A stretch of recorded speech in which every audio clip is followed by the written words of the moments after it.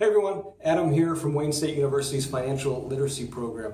A really common question that comes up in financial coaching sessions is how much should I have in my emergency savings account? And it's a pretty important question, but as with all things related to personal finance, it's really going to depend on you and your personal finance situation.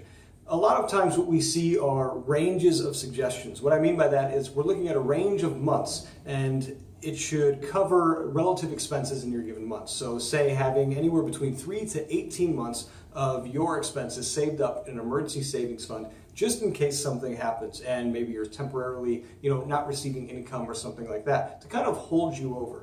But as it can probably be pretty clear, it's really going to depend on individuals and what's going on in your life. If we take two different situations here, say a married couple, both people have very stable jobs.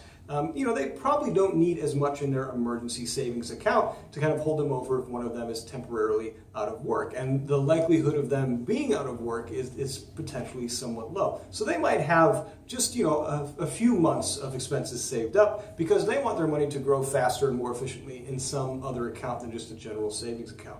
But compare that to maybe a single person who works in freelance and they don't know how steady kind of their work opportunities are going to come in. Well, it might be beneficial for them to have much more in emergency savings to kind of hold them over with that unsteady work.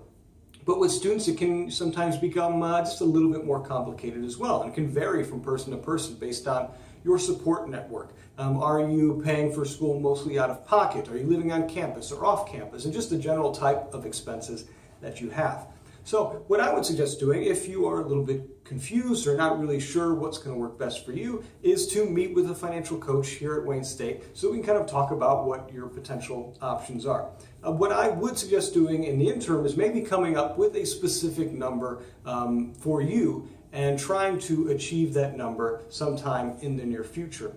But again, if you want some clarity on this and you just want some help coming up with a number that you think is going to work, we're always available here for you. Make sure you click the subscribe button below so you can get all of our future videos, and we hope to see you soon.